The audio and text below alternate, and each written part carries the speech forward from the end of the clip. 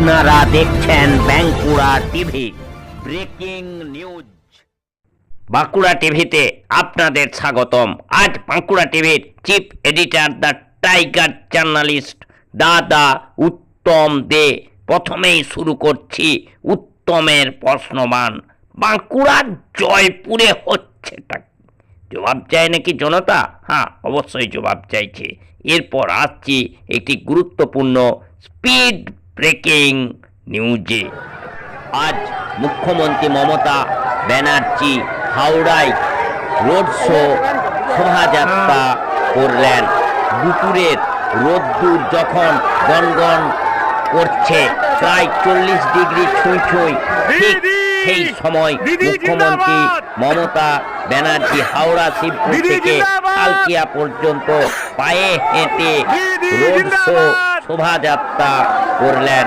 সেখানে মূলত তৃণমূল কংগ্রেস প্রার্থী প্রসূন ব্যানার্জি, অরূপ রায় এবং মনোজ তিওয়ারির সমর্থনে এই মিছিল করলেন, রোড শো করলেন।